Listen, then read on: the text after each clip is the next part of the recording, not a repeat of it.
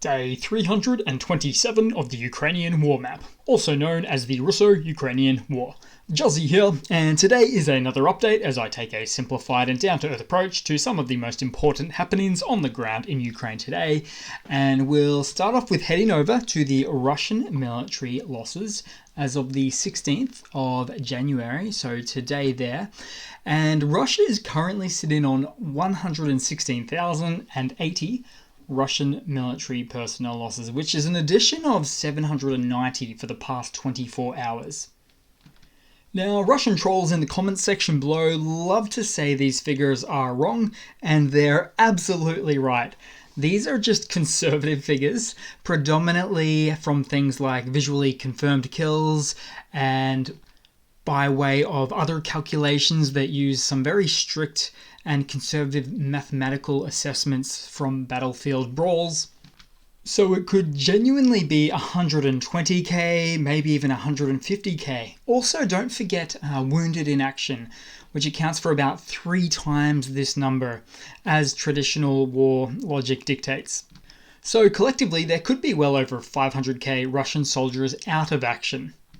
And this is where I find these numbers start to be authentic, or really get authentic, because Russia called up 200k soldiers at the beginning of the war, followed by another 300 or so soldiers last September, officially speaking, which means Russia would be running out of cannon fodder and therefore be just about ready to officially announce yet another wave of mobilizations. And what do you know, there is now countless reports and analysis and leaks of suggesting that a new Russian mobilization wave is just about to occur as well. So if it walks like a duck, talks like a duck, then it probably is a duck. Oh, and then after that waffle on, we'll take a quick look at the Russian hardware losses. So as of today, 12 tanks, 21 ACVs, 5 artillery, and even an air defense system. So these numbers are quite big, obviously, and are very likely related to multiple recent battles that have taken place largely in the Donbass region, and it was catching up with these figures right here. Then we'll move back to the map and we'll start out in Russia, where the Russian S-400 air defense systems were deployed in Moscow.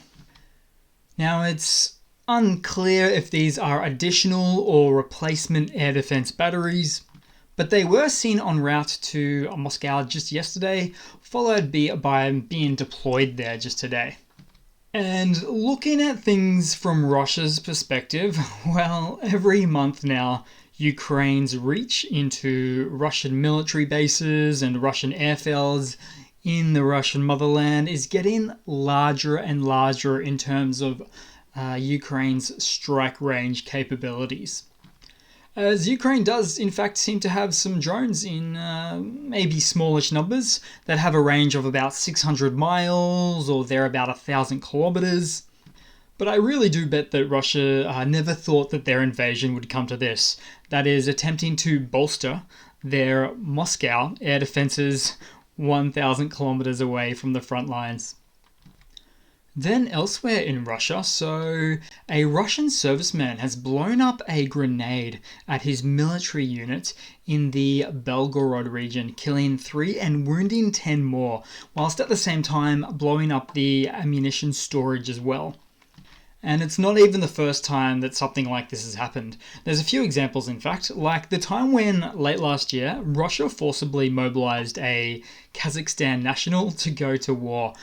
Well, after they didn't listen to him, he then proceeded to put at least 15 people out of action in the base, at a Russian military base somewhere around here too. I believe that one was also Belgorod. Could have been Kursk though. Then moving across to Russia's ally country of Belarus. So Russian forces recently transferred an additional 8 fighter jets and 4 cargo planes to their partner country. Now, They did say it was just for training exercises, as they usually do, although this is highly reminiscent of early February 2022, when Russia said it had no plans of invading Ukraine. But the only difference this time is that Ukraine's northern military corps is extremely prepared for this type of outcome. Much more so than it was in the past, about a year ago now. Then we'll move across to the Donbass and we'll take a look there. So we know that Russian forces are attempting to assault towards, here it is, Vesela, from the north of Yakovlivka. And really, when we zoom out of this map, we can see Russia's employed Wagner forces are really looking to push as northwest as possible from Soledar at the moment. So, taking a look at Soledar, the battles now take place on the areas surrounding it to the west. So, the west, the southwest, and the northwest.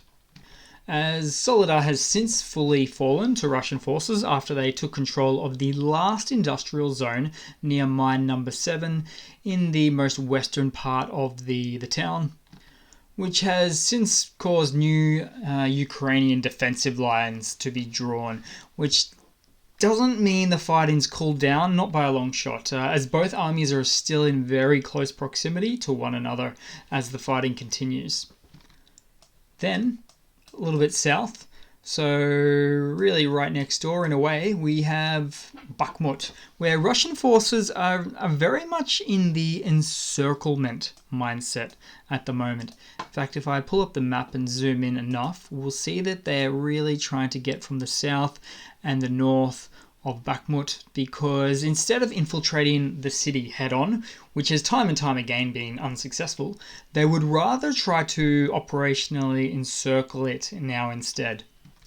And Russia's main play will be to continue to do what worked for them in Soledar, that being unapologetically using large waves upon waves of what they consider expendable manpower to try to take this city as well. And to me, this is where it's really reminiscent of World War I and World War II fighting. All of that cannon fodder they use. Although logistically speaking, which is not a strong suit of Russia's as we've seen, they would firstly need to rebolster their forces in this region, and to do this it'll take a bit of extra time for them. And add to that, Ukraine has set up some incredible defensive positions around the last few months in this city itself. I mean, it's not going to be a walk in the park for either side to make a change on the map that much. At least in the very short term. Then we'll move down a little bit south where I have just a little bit of a quick follow-up from yesterday. So here's a photo of 5 Russian BMP-1 IFVs, so the infantry fighting vehicles, that the Ukrainian forces took out as Russia tried to storm Ukrainian positions at Avdiivka. And tried to storm not even with tanks, but with these 1960s tin cans instead, comparatively speaking. Then we'll move a bit further down to Zaporizia, where the Russian forces have been increasing their presence all along the front line here, so it's pretty much the red line or the contact point, for weeks and weeks now, maybe even months. As we know from Russian call intercepts and other Russian telegrams, they've actually been expecting quite the counteroffensive from Ukrainian forces right here. But unlike in the Donbass, Russia's stance in this region has been largely to repel and defend existing land that they already have in Zaporizia, especially since the time that Ukraine took back Kherson, or the Kherson North Bank at least, about 2 and a bit months ago. Then, speaking of Kherson, the Russian army shelled the Red Cross office in Kherson, in the city there. Then there was additional reports of Russian forces shelling a hospital in Kherson too. It was said that there were no casualties reported, although I couldn't find any additional information on this report as yet. But, you know, Red Cross and hospitals, not exactly the notch on the belt that Russia should be aiming for. But of course, Russia just pretty much denies everything in this war that they do that doesn't look good for them. That's why all nations need to stand in solidarity with Ukraine. So just to show everybody, Russia included, these sorts of actions just cannot be tolerated on the world stage. Then we'll quickly move to Crimea, where once again air defences were active in Sevastopol. So it appears that Ukraine is continuing to occasionally strike some exposed military locations here, airfields and things of that nature, thus keeping Russia on their toes a bit. Then we'll move across to some of the news for today. So a lot of information is coming out about the Russian prisoner stats regarding how many there are just have failed in their mission. So nearly 80% of Russian prisoners recruited by Wagner, the PMC, the militia group that Russia employs, have either been wounded, captured, or killed in action. Officially, the number was 29,543 out of 38,244. So Wagner appears to be churning through these prisoners perhaps at a faster rate than expected. Oh, and I just noticed myself saying that the prisoners failed in their mission, and I know you guys will already be commenting, trying to half-type right now that tell me that that was their mission, to push the front line at the expense of their own lives, and you'd probably be right with Wagner choosing to utilize them in this way. Then in some other news, so Russian Deputy Prime Minister Kusnolin said that the repairs for the sliding of the second span along the left side of the car part of the Crimean Bridge has now been repaired and completed there. And this is about 3 months after the attack on October 8th of 2022, where a substantial part of the bridge was destroyed. Although the bridge still has some repairs required, but it'd be a real shame if ATACMS decided to arrive at the opening ceremony.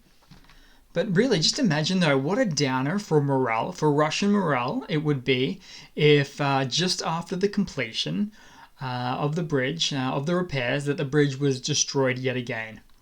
And most people expected at this point.